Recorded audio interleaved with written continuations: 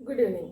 आज हम लोग पढ़ाई करेंगे वर्ग 7 विषय अतीत से वर्तमान अध्याय 1 कब कहाँ और कैसे का अगला भाग। इसमें हम लोग देखेंगे कि प्राचीन काल से मध्यकाल में किस प्रकार से परिवर्तन होता है इन क्षेत्रों में, जैसे सामाजिक, आर्थिक, कला, संस्कृति, इन सब क्षेत्रों में परिवर्तन किस किस प्रकार से हो रहा है। तो आप सबसे पहले देखिए कि आपकी किताब में हेडिंग दिया हुआ है कि मध्यकालीन आर्थिक व्यवस्था। इसके तहत किताब में ये बताया गया है कि मध्यकाल में जो अर्थव्यवस्था था वो प्राचीन काल से किस प्रकार भिन्न होने लगा। तो आपको पता है कि भारत प्राचीन काल से ही अर्थव्यवस्था के मामला में अभी तक मुख्य रूप से कृषि पे आधारित है। भारत एक कृषि प्रधान देश है, ऐसा कहा जाता है हमेशा। तो मध्यकाल में भी अर्थव्यवस्था मुख्य रूप से कृषि पे आधारित था।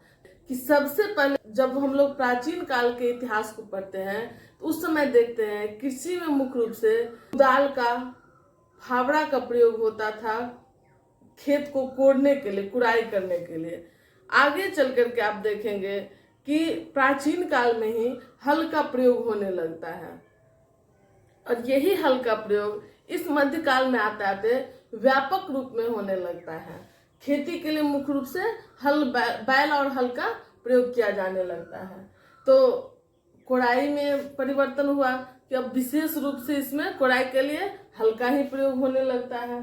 सिंचाई के क्षेत्र में देखेंगे कि प्राचीन काल में कुआं, तालाब, अड़घट, मतलब अड़घट उसी का दूसरा नाम है घंटी यंत्र, इसका प्रयोग किया जाता था। और मध्यकाल में आते आते एक नया प्रकार का तुर्कों के द्वारा सिंचाई का व्यवस्था लाया गया जिसे रहट कहा गया। ये रहट क्या था?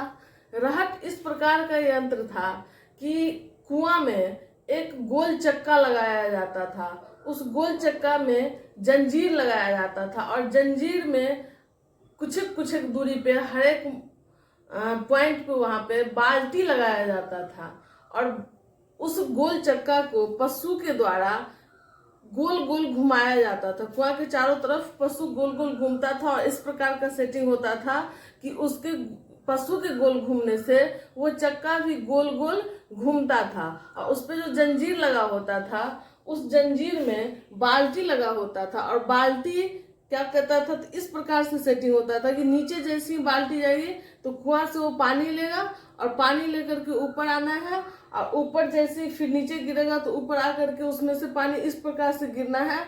वो पानी जो कुआं के बगल में हौज बना रहता था कुछ ऊंचाई पे, उस हौज में फेंकाता था। इस प्रकार से 10 से 15 सेकेंड के अंतराल पे कई बाल्टियां आ करके कुआं में पानी फेंकता था। इससे काफी जल्दी हौज में पानी स्टोर होने लगता था। कुआं से जो पानी हौज में जाता था, अब उस हौज से स्टोर किया हुआ पानी से लोग सिंचाई का काम करते थे। इस प्रकार का जो यंत्र था उसे रहट का नाम दिया गया। तो इस प्रकार खेती के क्षेत्र में सिंचाई में व्यापक रूप से परिवर्तन हुआ, जुताई में परिवर्तन हुआ, इससे उत्पादन में भी वृद्धि हुआ। अब हम लोग देखेंगे कि वस्त्र उद्योग के क्षेत्र में परिवर्तन। वस्त्र जो बनता है, वस्त्र बनाने से पहले धागा बनता है और धागा की कटाई के लिए पहले जो प्रयोग होता था वो हाथ से घूमने वाला पहिया का प्रयोग किया जाता था या तकली का प्रयोग किया जाता था। अगर इस प्रकार से वस्त्र उद्योग में काफी वृद्धि हुई। जो पहले सारे काम हाथ से किए जाते थे, अब उससे टेक्निक बढ़ गया, चरखा और धुनकी का प्रयोग इसमें आ गया था। एक नया परिवर्तन हुआ लेखन के क्षेत्र में।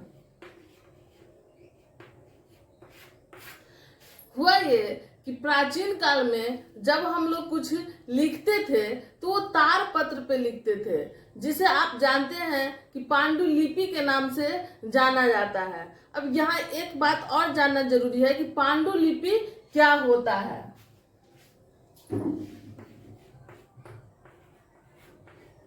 पांडुलिपि हम वैसे लिखित सामग्री को कहते हैं जो मुख्य रूप से हाथ से लिखा जाता है और मध्यकाल में आकर के 13वीं शताब्दी में आकर के तुर्कों के आगमन से भारत में कागज का प्रयोग होने लगा। अब यहाँ पे 13वीं शताब्दी में जब तुर्क भारत आए तो अपने साथ कागज की ज्ञान को लेकर के कि कागज पे लिखा जाता है और इससे भारत में कागज पे लिखे जाने लगा। अब एक बात और जानना जरूरी है कि कागज मुख्य रूप से सबसे पहले कहाँ बना। तो कागज मुख्य रूप से सबसे पहले चीन में बना 100 ईस्वी में, ऐसा माना जाता है। तो हम लोग देखें कि ज्ञान के क्षेत्र में भी परिवर्तन तुर्कों के आगमन से हुआ। मध्यकाल में कुछ नए प्रकार के यंत्र का आविष्कार हो रहा था। कुछ नए प्रकार का यंत्र का आविष्कार हुआ था जिसमें आप देखेंगे मैग्नेटिक कंपास, चुंबकीय कुतुबनुमा।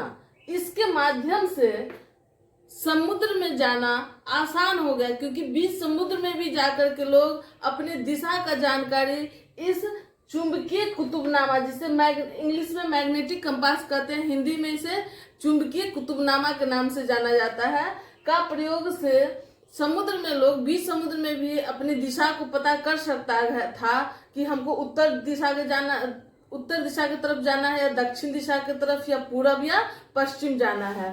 तो वहां से ये आसानी से लोग समझ जाते थे कि हमें किस तरफ सफर करना है। समय सूचक यंत्र, समय के बारे में भी जानकारी होने लगा। ऐसे यंत्र की खोज हुई जिसमें मुख्य रूप से धूप घड़ी, जल घड़ी का प्रयोग होने लगा।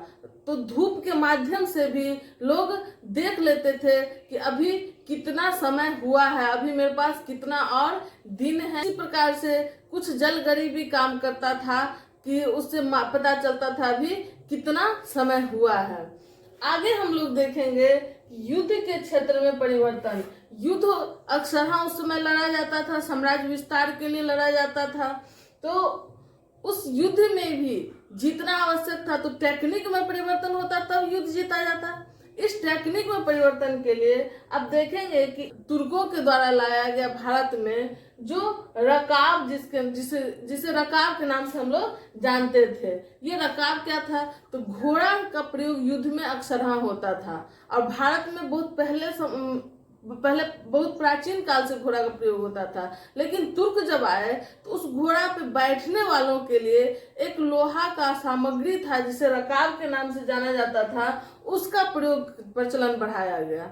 और उस रकाब को जो घोड़ा पे सैनिक बैठते थे वो अपने पैर के अंगूठा में फंसा करके गद्दी पे बैठते थे, घोड़ा पे जो सीट लगता था बैठने के लिए।